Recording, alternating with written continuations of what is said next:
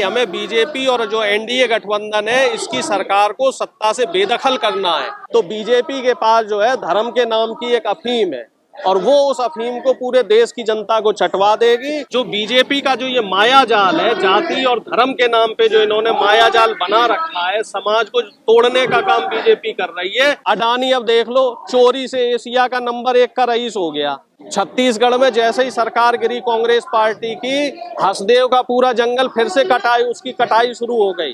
वो पूरा छत्तीसगढ़ का जो ट्राइबल एरिया है वो पूरा का पूरा अडानी जी को देने की तैयारी हो रही है और अडानी ही आने वाले समय में देश का मालिक हो जाएगा। तो हमें देश को बचाना है, हमें लोकतंत्र को बचाना है। राजनीति शुरू करी थी और इसके अलावा जो तमाम हमारे बहुजन नायक रहे थे, जिन लोगों ने इस मुहिम को चलाया था। और बिहार में आपको याद हो कि राम रथ को बिहार में किसने रोका था? लालू प्रसाद यादव जी ने रोका था। और जो राम लहर उस समय चल रही थी उसको यूपी बिहार में ही रोका गया था। और वो रोकने का जो सबसे बड़ा हथियार था वो था सामाजिक न्याय, दलित और पिछड़े समाज की, अल्पसंख्यक समाज की बात उठाना।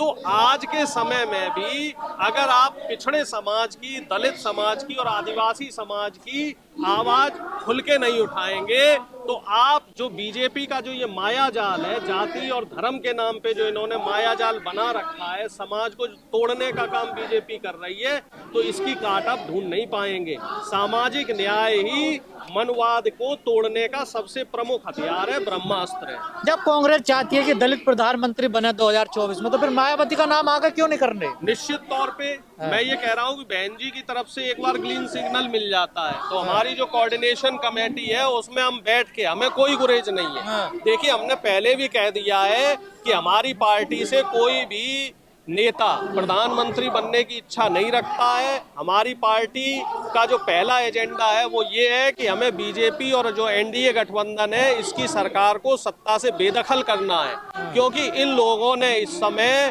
एक मोनोपोली बना रखी है। चाहे किसान हो, चाहे युवा हो, चाहे दलित हो, चाहे पिछड़ा हो, चाहे आपका पहलवान हो, अब तो देखो ट्रक ड्राइवर, सबको इन्होंने परेशान कर रखा है। हर देश का वर्ग, देश का जो सब जितने छोटे बड़े जो जातियां हैं वो सभी इनसे परेशान है। इन्होंने सभी को प्रताड़ित करने का काम कर रखा है। तो हम ये चाहते हैं कि बहन जी आए और इस गठबंधन में शामिल हो और अगर बहन जी ग्रीन सिग्नल देती है तो उनके प्रधानमंत्री बनने के भी आगे के रास्ते जो है उस पर बात की जाएगी। ठीक है, लेकिन कहा जाता है कांग्रेस में कुछ संघ की विचारधारा के भी लोग हैं, उनको कैसे समझाओगे? देखो साहब, ऐसा है कि जिसको इस समय इंडिया गठबंधन में रहना है तो उसको सामाजिक न्याय की बात करनी पड़ेगी। मध्य प्रदेश चुनाव हमने देख लिया, कहीं ना कहीं हमने दलित, शोषित, वंचित समाज को हमारी पार्टी ने उस संख्या में भागीदारी नहीं दी तो हमें उसका नुकसान भुगतना पड़ा।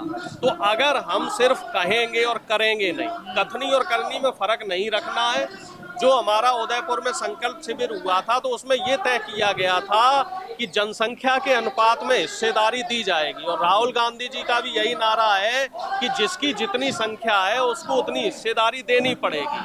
और अगर हम उस हिसाब से हिस्सेदारी नहीं देंगे तो निश्चित तौर में नुकसान होगा, क्योंकि ये जनता जनार्दन है, ये किसी के कहे में आने वाली नहीं है। जनता जनार्दन जो है वो प्रत्यक्ष देखती है, बातों में अब नहीं आती। तो क्या राहुल गांधी का दबदबा नहीं रहा कांग्रेस पार्टी में? ऐसा नहीं है। अब राहुल गांधी जी की न्याय यात्रा शुरू हो रही है और राहुल गांधी जी का पूरा दबदबा है। और आप देखिए, मध्य प्रदेश की मैं बात कर रहा हूँ, क्योंकि मैं मध्य प्रदेश देख रहा था। अब वहाँ पे एक पिछड़ा प्रदेश अध्यक्ष है, जीतू पटवारी जी को प्रदेश अध्यक्ष बनाया है और एक आदिवासी समाज का व्यक्ति उमंग संगार जी को नेता प्रतिपक्ष बनाया है। और बिहार में, यूपी में नहीं, अभी हम बिहार यूपी में क्या क्या कांग्रेस में? अभी हम मध्य प्रदेश की बात कर रहे हैं। मैं मध्य प्रदेश देख रहा हूँ तो मैं मध्य प्रदेश की बात बता रहा हूँ आपको। छत्तीसगढ़ में भी देख लो, वहाँ भी अभी जो प्रदेश अध्यक्ष है वो आदिवासी समाज से।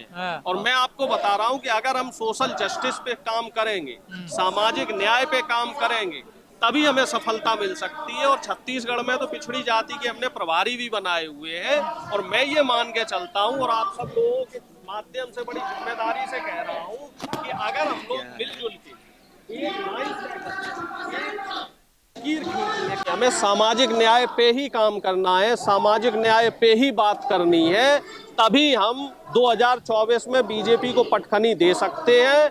और अगर हम उस सामाजिक न्याय की लाइन से भटक गए तो बीजेपी के पास जो है धर्म के नाम की एक अफीम है और वो उस अफीम को पूरे देश की जनता को चटवा देगी। और हम जैसे अपने आप को 2024 में 2014 में हमने अपने आप को ठगा महसूस किया था, उसी तरीके से जो हमारी गरीब शोषित वंचित जनता है वो 2024 में भी ठग जाएगी। अडानी अब देख लो, चोरी से एशिया का नंबर 1 का रईस हो गया। कल के आंकड़े देखो आप, एशिया में टॉप पे आ गए अडानी जी। छत्तीसगढ़ में जैसे ही सरकार गिरी कांग्रेस पार्टी की, हसदेव का पूरा जंगल फिर से उसकी कटाई शुरू हो गई। वो पूरा छत्तीसगढ़ का जो ट्राइबल एरिया है वो पूरा का पूरा अडानी जी को देने की तैयारी हो रही है। और जहां जहां भी आपको लग रहा है ना दलितों की और आदिवासियों की जमीनें, वो सारी जमीनों का आप लोगों को भी जानकारी होगी, भू अधिग्रहण कानून के तहत वो सारी जमीनें जो है अब फिर से सरकार के पास जा रही है। वो कानून में इन्होंने फेरबदल कर दिया है और वो सारी जमीनें ये अडानी जी को दे देंगे और अडानी ही आने वाले समय में देश का मालिक हो जाएगा। तो हमें देश को बचाना है, हमें लोकतंत्र को बचाना है, हमें बाबा साहब के संविधान को अगर बचाना है तो 2024 के न्याय के लिए में सामाजिक न्याय पे ही बात करनी होगी। नेशनल दस्तक की आपसे गुजारिश है कि अगर इसको बचाना चाहते हैं तो नेशनल दस्तक को सब्सक्राइब करने के लिए रेड कलर के सब्सक्राइब बटन को दबाएं, फिर बेल आइकन की घंटी दबाएं। नेशनल दस्तक को बचाने के लिए बहुत जरूरी है कि हर खबर को शेयर करें, लाइक करें, कमेंट जरूर करें।